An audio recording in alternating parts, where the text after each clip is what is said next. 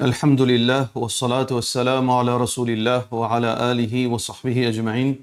Frères et sœurs en islam, assalamu alaikum wa rahmatullahi wa barakatuh. Question numéro 1. Qui faut mariage après nikah ou préconisé pour sécurité une madame musulman, Muslim Family Council ou bien mariage civil? Quel avantage et désavantages nous gagnons dans chaque type de mariage, frère Mohammed? Tout d'abord, bien sûr, un nikah en islam, il est très simple. C'est tout d'abord l'approbation du wali. Par exemple, papa Tifi donne son consentement pour marier ce Tifi. Après qu'il ce Tifi finit d'accord pour lui marier et à un garçon qui n'est pas mahram avec la fille, dans présence de deux témoins. Ça, c'est nikah. Un papa, par exemple, un garçon, il approche un papa, il dit, moi, envie de marier avec Tifi. Papa là donne ce consentement. Tifi là, il a accepté pour marier avec sa garçon là, dans présence de deux témoins. Ça, c'est nikah. Mais aujourd'hui, nous avons une procédure que nous gardons en record. Pour cette raison que nous enregistrons dans un masjid ou bien d'une forme qui veut dire qui est attribuée par Muslim Family Council. Sa forme-là, qui est attribuée à depuis Muslim Family Council, dans la limite qui est au courant, sa forme-là, il n'a aucune valeur légale. Muslim Family Council ne représente aucune la cour. Mariage, aucun pouvoir, seulement record nikah. Et ça, certificat qui Muslim Family Council attribué à Bandimon qui est marié, qui fait nikah, les bénéficiaires, madame là, veut dire pour une pension de vieillesse, une pension de veuve plutôt, une pension veuve, qui veut dire que il y a une preuve que madame là est mariée. Alors, il y a une pension veuve.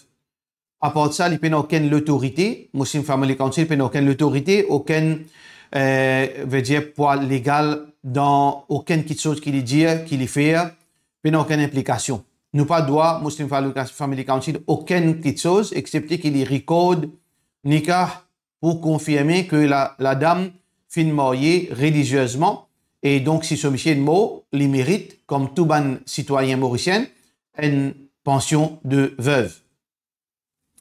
Par contre, le choix, est-ce que un musulman est capable de marier civil?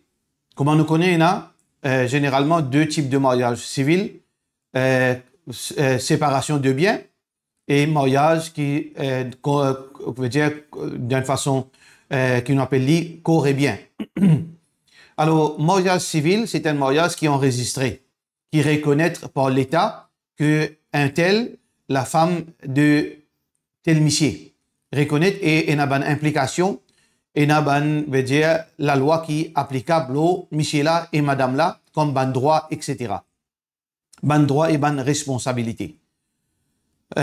En général, mariage civil, il y a beaucoup de problèmes. Veut dire, les pas anti-islamiques en général, généralement parlant. L'esprit du mariage civil, pareil comme un nikah, les amène pour préserver les droits de ban monsieur et de ban madame.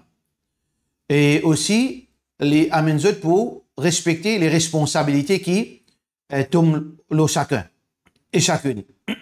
Sauf que les différentes responsabilités qui impliquées dans le mariage civil et différents droits qui impliqués dans le mariage civil n'est pas nécessairement conforme à la charia. C'est ça, c'est dans cette optique que mariage civil est différent avec nikah. Par exemple, la garde de l'enfant au cas qu'il y ait un divorce. Alors, décision de la cour n'est pas nécessairement reflète décision de la charia. Par exemple, la charia exige que si un enfant est en bas l'âge de la puberté, la garde des enfants automatiquement vient pour la maman. Sauf s'il y a une raison pour enlever ça droit-là. Et après que l'enfant, si l'enfant veut dire fini arrive l'âge de puberté et madame monsieur divorcé, automatiquement la garde des enfants est pour papa. Ça veut dire la cour n'est pas nécessairement respecter sa principe islamique. La même chose concernant droit un parent ou un enfant. Dans le mariage civil, quand il y a une querelle, un litige entre monsieur et madame, parfois, si un enfant peut voyager, il a besoin de consentement des deux parties.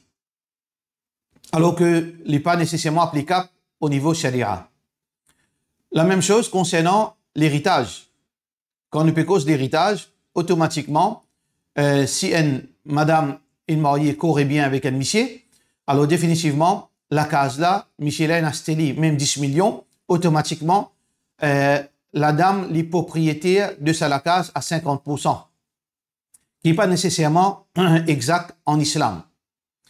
Et pareil comme ça même, quand une madame est divorcée avec un monsieur, parfois la cour est capable de lui veut dire droit pour habiter dans la maison qui appartenait à monsieur là pour une raison qui la cour trouve bon, qui n'est pas nécessairement reflète la charia. Qui veut dire le problème avec le mariage civil, malgré l'esprit derrière le mariage civil, c'est préserver les droits des deux parties et aussi veut dire faut pour des choses d'autres responsabilités, sauf que les droits et bonnes responsabilités sont assez différents avec la charia. Ça veut dire qu'un musulman, les mariés civils, les pour confronter avec ban choix et ban l'obligation qui est capable à l'encontre de la charia. Pour cette raison que il n'est pas recommandé qu'il y ait un musulman, les mariés civils, que ce soit corps et bien, que ce soit séparation des biens, parce que le mariage civil n'est pas résume seulement dans l'héritage. Il résume dans tout, veut dire, quelque chose qui concerne lien entre monsieur et madame, comment nous dire, responsabilité et droit, incluant l'héritage et du bien. Mais alhamdoulilah, nous avons un troisième type de mariage qui réellement, c'est mariage islamique, si vous faites aller d'après les conditions que l'islam fait imposer. C'est le contrat du mariage. Le contrat du mariage qui nous fait aller côté un avoué. Alors, un monsieur et une madame, il y a le côté un avoué, il y a même sur deux témoins. Voilà une différence en cours mariage civil. Pas nécessite, veut dire deux témoins, ni nécessite consentement, veut dire du wali. Alors, quand on peut le faire un mariage, contrat du mariage, si nous avons islamisé ce contrat-là, une madame y amène son papa en tant que wali, et aussi deux témoins, je te fais ça agreement-là, dans présence du papa et aussi de ses deux témoins, et je te mets de bonnes conditions. La dame met de bonnes conditions et le monsieur met de ses conditions. Là, nous avons besoin d'un alim qui est pour, veut dire, met de bonnes conditions qui est à la limite de la charia, qui est permissible en charia, et aussi bonne responsabilité qui l'islam préconisé. Là, je te signe ça contrat du mariage, il gagne un poids, il est reconnu comme un type de mariage civil. Alors, ça, c'est quelque chose qui est recommandé, qui est capable de préserver le droit d'une madame, surtout dans le contexte qui nous peut vivre, dans le contexte mauricien, quand nous prenons la charia. Parce que si une madame, il est marié seulement nikah, il n'est pas marié civil, il est marié seulement nikah, et c'est arrivé, malheureusement pour lui, pour elle, il n'est pas un enfant. Et donc, si Michel-là, il possédait, il y a beaucoup de richesses, beaucoup de bonnes assets, la maison, business, etc., la terre, etc. Si Michel-là mort et madame-là n'a aucun enfant pour sa Michel-là, légalement parlant, il n'a aucun droit de l'héritage. Qui veut dire, surtout s'il y a une famille garçon, qui veut dire, peut vise pour acquérir, pour accaparer toute sa bonne richesse, madame-là capable de trouver dans une situation que tu n'as pas gagné rien, il trouve le chemin. Alors, dans ce cas, si une madame, une mariée qu'un monsieur, il arrive 10 ans mariage, de peine à enfants, alors, dans ce cas, il est recommandé, parce que peine à choix, parce que besoin protège le droit de sa madame, parce qu'islamiquement, il mérite, participe dans l'héritage de sa monsieur. Alors, donc, là, le contrat du mariage, il est important pour sa madame. Alors, donc, nous ne recommandons pas mariage civil conventionnel, mais plutôt nous recommandons dans le contexte mauricien le contrat du mariage. Allahu alam, Allah complice. Question suivante. Est-ce qu'il y a un droit à servir le terme ASLM quand on peut écrire un message? Ou bien obligé de servir full complètement Assalamu alaikum? est-ce qu'il y a une récompense dans écrit ASLM, le message, qui peut une signification? Est-ce qu'il y a un péché si nous servons abréviation ASLM de la part de nos sœurs Amira Abi? Là, c'est un sans qui nous rentre dans le débat, nous pas faire, veut dire, d'une façon, nous pas à le faire à cause de causer en plus. Mais mon sentiment obligé pour dire parfois c'est une forme de l'hypocrisie de la part de beaucoup de gens qui appellent eux Tawhid. Nous condamnent, Tawhid condamne écrire 786. Il y a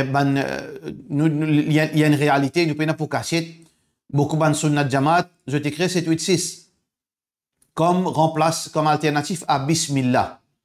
Bismillahirrahmanirrahim. Alors, beaucoup de Tawhid disent pas gagner droit, ça, pas gagner droit. Parce que nous pas capables de remplacer Bismillah par 786. Comment se fait-il nous capables de remplacer Sallallahu alayhi wa sallam par S point? Comment ici nous capables, à cause nous pouvons faire à cause de Tawhid faire nous dire Muhammad S point. Qui fait ça n'a pas gain droit, qui fait pour Sunnat Jamaat pas gain droit. Ça c'est une forme de l'hypocrisie. Mais nous retournons vers nos points fondamentaux. Est-ce que gain droit ça? Dire Muhammad, le prophète Muhammad, S point, ou bien SAW, ou bien PSSL, ou bien Assalamu alaykum, ASLM, ou bien Allahu, SWA. Est-ce que gain droit ça? Si moi, je peux dire ça, peut-être, comme nous connaissons, dire, rouage qui déroule ici, en Piabay qui dit, bon, ça veut dire, qu'il y était dit.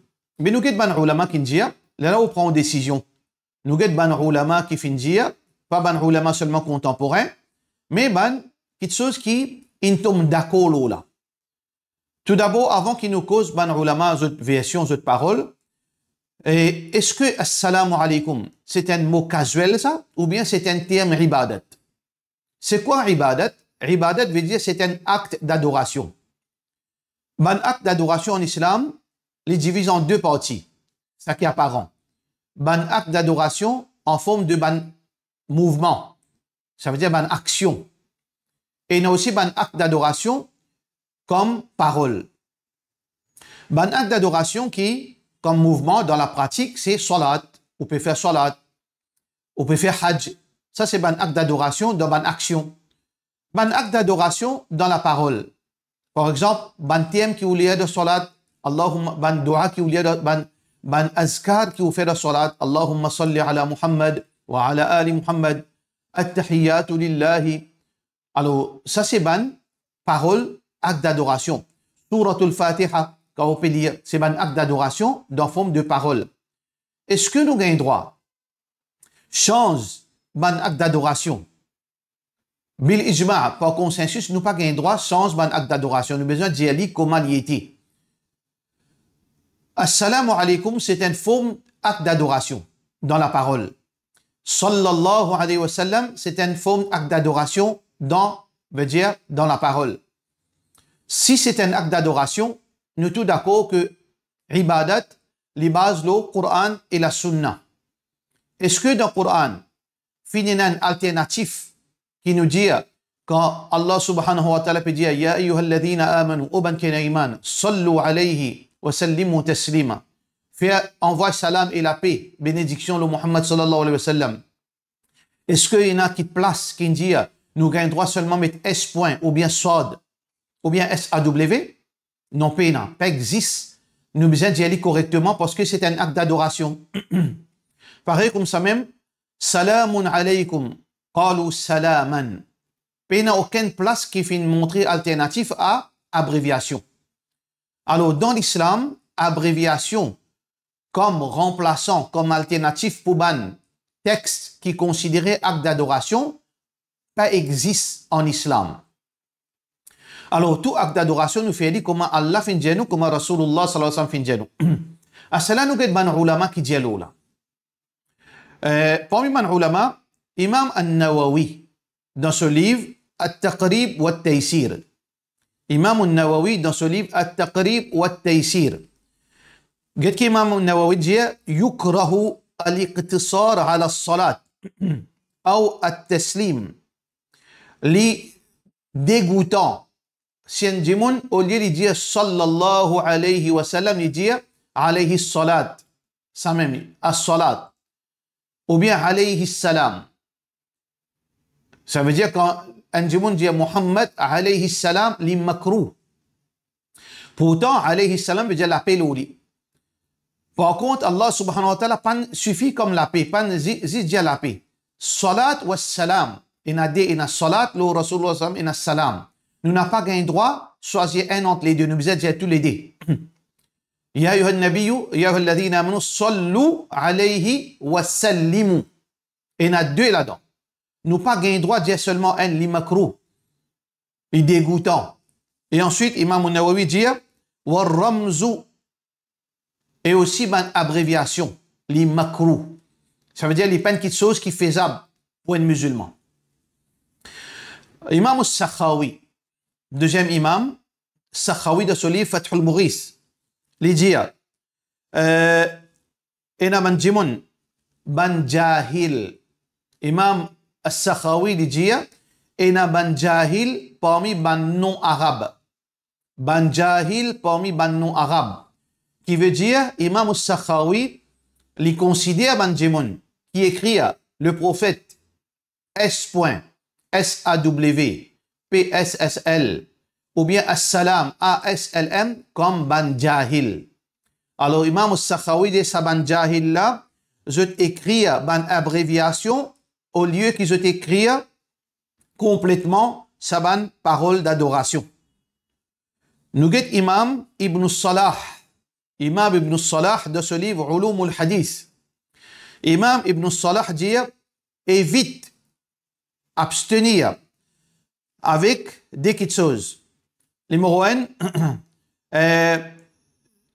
nous sans forme. Ça veut dire nous pas écrire complètement. Pareil comme Imam al-Nawawi dit alayhi salam. Non, dit alayhi salatu wa salam.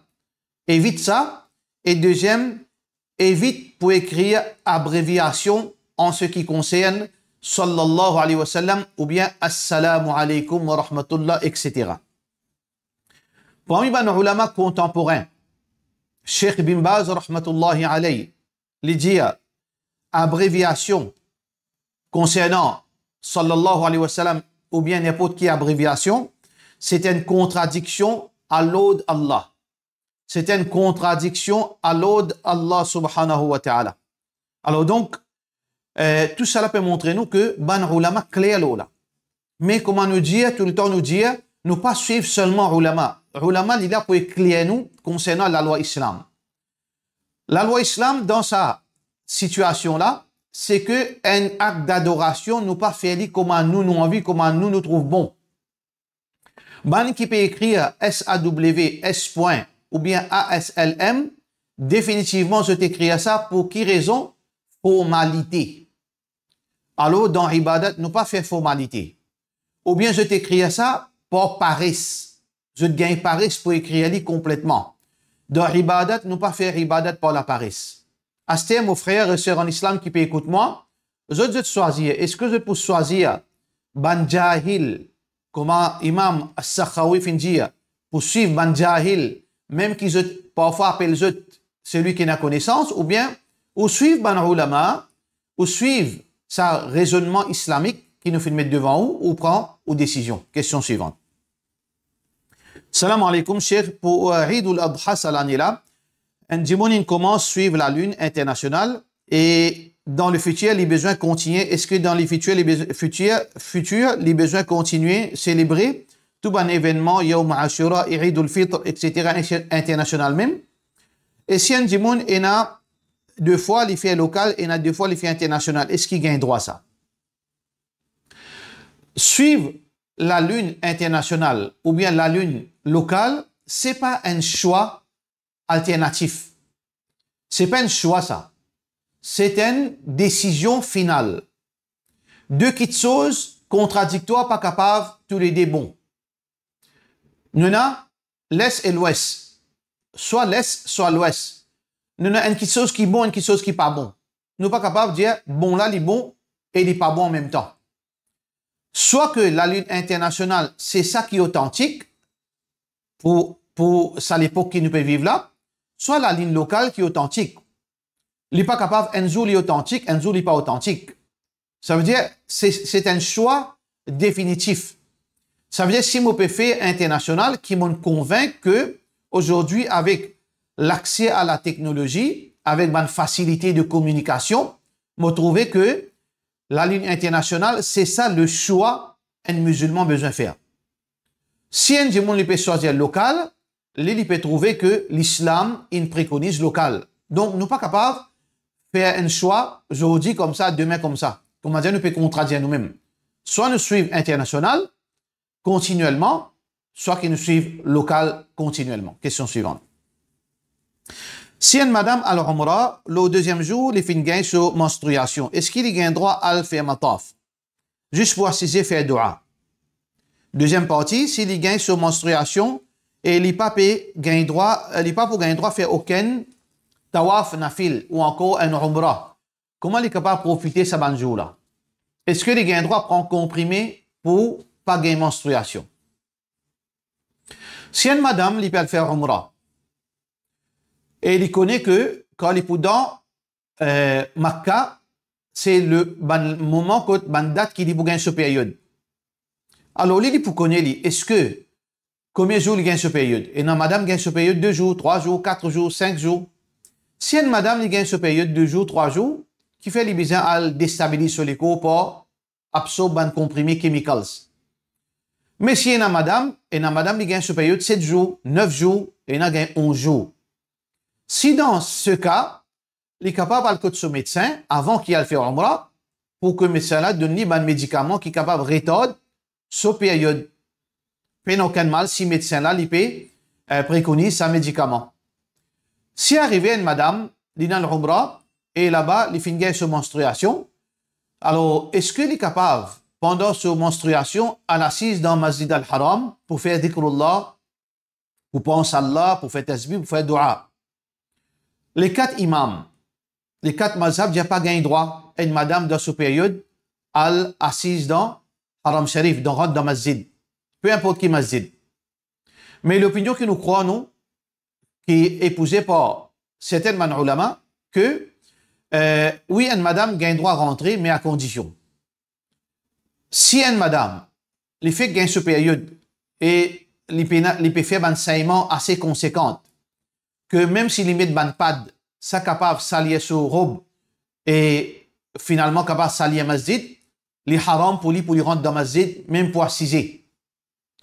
Mais si, madame là, ce période est fini et n'a seulement trace qu'il est sûr, il garantit qu'il n'est pas pour sale, il fait mettre sur un pad et il n'est pas pour sale ni sur robe ni masjid, s'il y en vient assise dans masjid, pas aucun problème. Pas aucun problème. Ça veut dire qu'il dépend situation de ça, madame. Assalamu alaikum, moi pour accoucher en décembre et moi j'ai envie de connaître s'il remplace mon fait aqiqa de suite, est-ce qu'il est capable l'année prochaine prendre 2 parts qurbani pour un garçon et 1 part qurbani avec l'intention de aqiqa? Ça c'est l'opinion de certains ulama qui ont les capables dans Bakrid, Eid al-Adha, les prend 1 part aqiqa si les fins gagnent une fille ou bien 2 parts comme aqiqa si les fins gagnent un garçon ensemble avec Banjimoun qui peut faire qurbani. Mais qui sharia dialo là? Allah subhanahu wa ta'ala dans le Coran il dit wa ma kana rabbuka nasiyan. Allah pas fait oublier dit. Dans l'enseignement du prophète sallallahu alayhi wa sallam, aqiqa fait ça qui fait spécifié c'est bouc. Alors un bouc pour une fille ou bien 2 boucs pour un garçon. Tchena chameau à l'époque, tchena bœuf. Jamais Rasulullah sallallahu alayhi wa sallam fait dire aqiqa avec bœuf ou bien aqiqa avec chameau.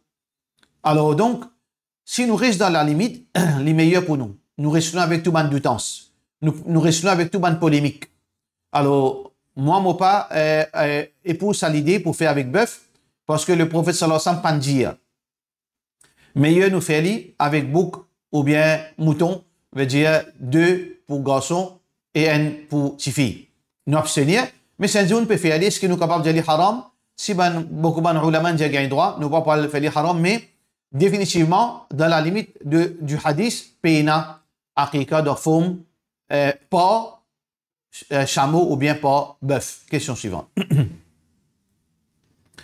Salam alaikum, moi j'ai une compagnie qui, moi-même qui est propriétaire de sa compagnie, moi j'ai envie de tirer un salaire pour mon madame tous les mois. Est-ce que moi j'ai droit même s'il n'est pas travaillé avec moi? Nous avons besoin de causer dans deux contextes. Dans le contexte islamique. Si moi j'ai un business, pour moi ça, moi n'ai aucun partenaire, c'est mon business, c'est mon argent, c'est mon profit, moi fais ça qui m'envie avec mon business dans la limite charia. Moi envie de donner mon madame, elle la paye, même s'il n'est pas travail. Mais qui c'est un empêchement? C'est mon argent ça. Moi envie de payer sans qu'il y travaille. Pour moi ça fait aucun problème. Mais le problème, dans le contexte légal, nous dans un pays côté là, nous avons une instance qui s'appelle MRA qui peut veiller nos transactions. Nous avons l'ICAC qui peut veiller nos transactions. Nous avons qui s'appelle money laundering. Nous avons qui s'appelle blanchiment l'argent. Nous avons beaucoup de restrictions concernant l'argent. Est-ce que légalement, il est permissible qui veut dire pour capable amplifier dépenses, moi mettre mon madame qui pas travaille, moi enregistrer comme un travailleur, moi donner 50 000 roupies, juste pour me grossir mes dépenses, alors que l'argent là il retourne vers moi. Est-ce que c'est acceptable légalement? Ça a besoin d'un homme de loi qui est capable d'expliquer là et toute bonne implication. Mais islamiquement, pour n'a aucun problème.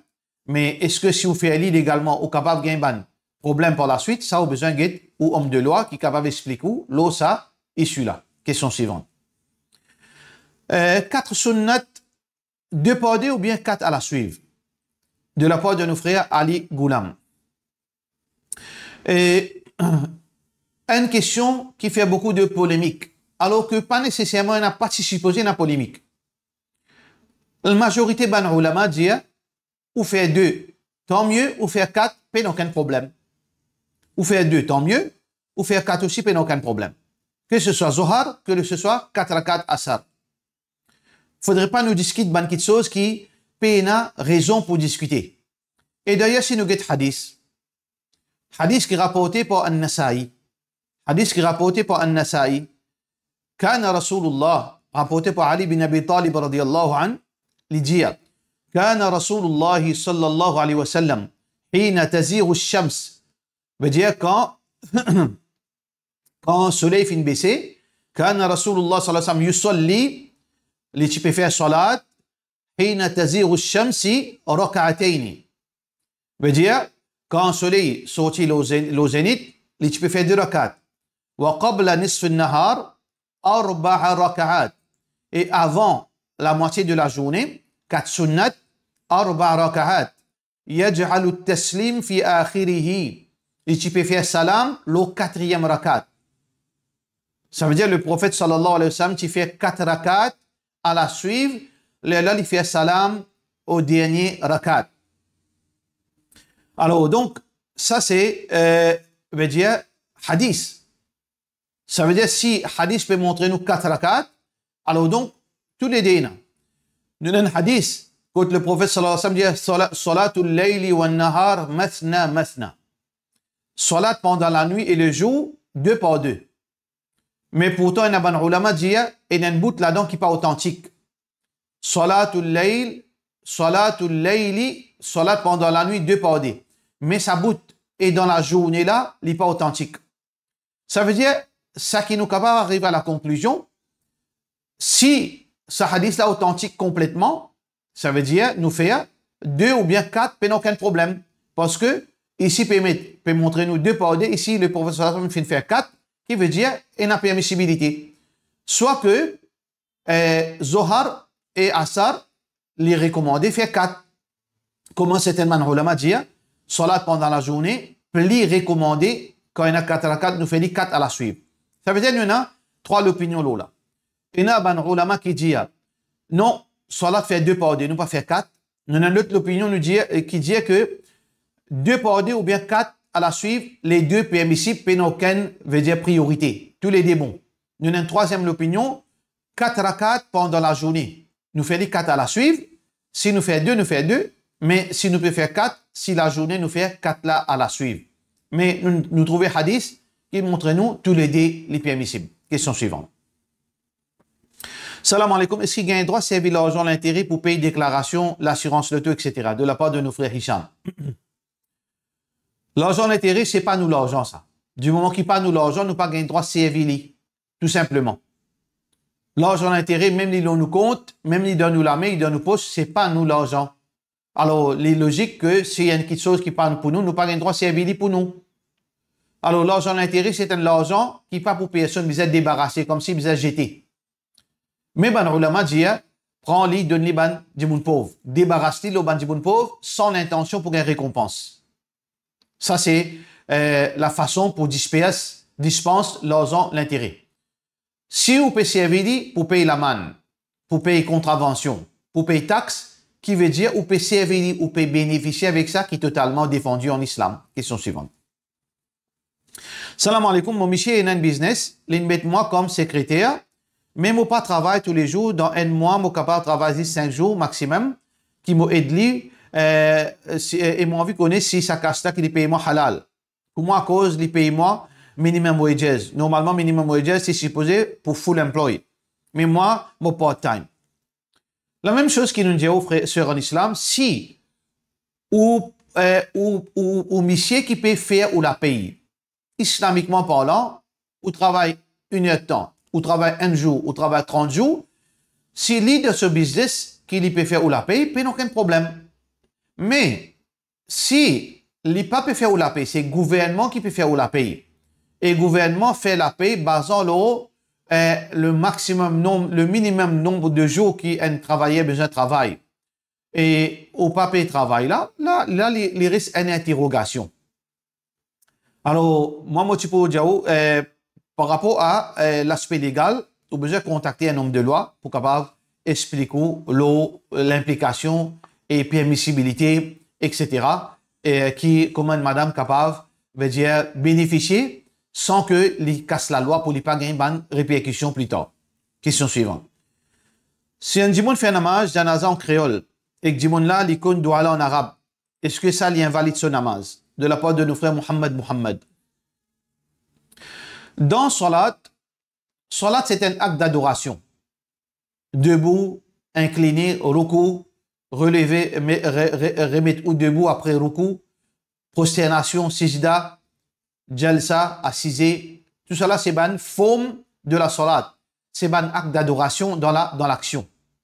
Nous avons un acte d'adoration dans la parole. Takbir, c'est un acte d'adoration. Allahu Akbar. Suratul Fatiha. Subhana Rabbiyal Azim. Sami Allahu liman hamida. Rabbana wa lakal hamd. Subhana Rabbiyal A'la. At-tahiyyatu lillah. Allahumma salli ala Muhammad. Allahumma inni a'udhu bika min adhab jahannam. Ça, c'est un acte d'adoration que le prophète sallallahu alayhi wa sallam finit spécifier. Nous n'avons pas gagné droit de changer, nous n'avons pas gagné droit de traduire, nous avons besoin de les lire en arabe, incluant Assalamu alaikum wa rahmatullah, Assalamu alaikum wa rahmatullah.